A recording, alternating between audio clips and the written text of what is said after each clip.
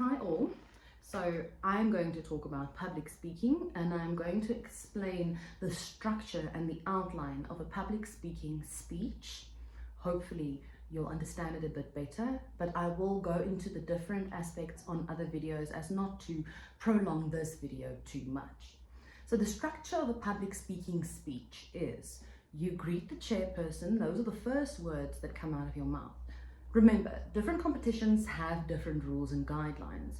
I know there are some online competitions that require you to introduce yourself and your topic before you start. If there is a chairperson, they've already introduced you. That's why you're standing in the front. So you do not have to introduce yourself.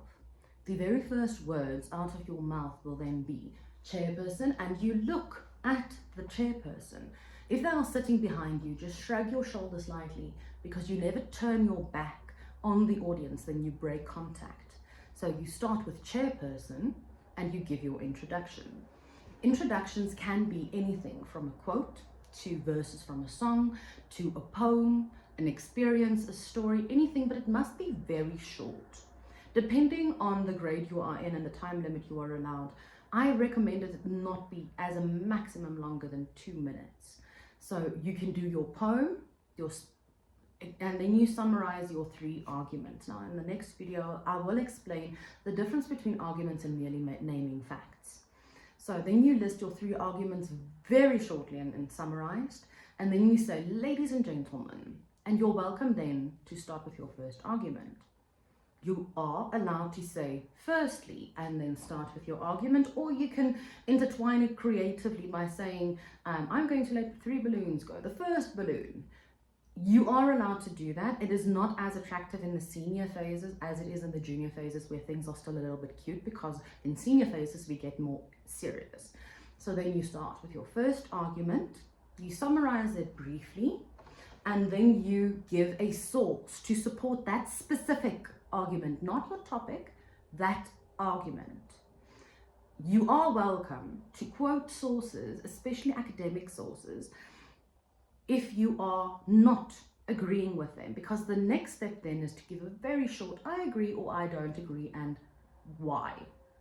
So if you are talking about children should have the right to vote, you're welcome to quote a source which says why children should not be allowed to vote, and then give your opinion and say, but I do not agree with this doctor because he does not understand.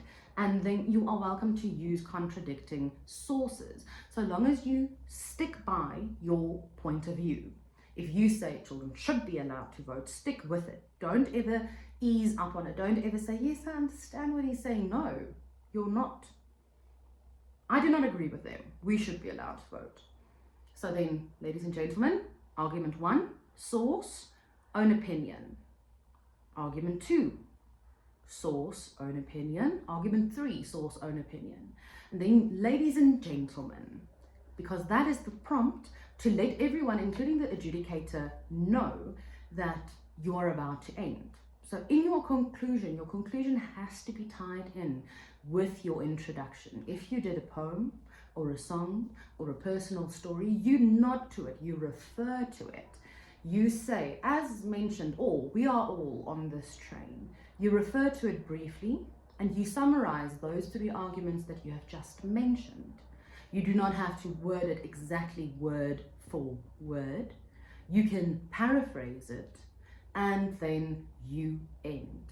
Normally, I recommend that your last sentence be somewhat lower in tone, softer, gentler, and very much slower. Because if you end like a train coming full speed into the station, that is when the audience don't exactly know if they're supposed to be clapping and applauding and whether or not you are done. So if you say your last sentence, just say it a lot slower, like that, because then people tend to feel, oh, okay, so we're coming to an end of this ride, and it makes it easier for the judges to understand that you have now finished. If you're summarizing your arguments in the introduction, you do not have to go word for word. You can do it very creatively, but it should be short. And time yourself, time your arguments. Make sure that all of the arguments are more or less the same, because same duration, because you don't want to spend too much time on a specific section and then other sections are neglected. So in the next one, I will be talking about the structure, because that is normally where the parents get upset because the kid had a great performance, but their marks don't reflect it. So I will be going into the structure and explaining more what we mean by argumentative, debatable, and just fact dumping.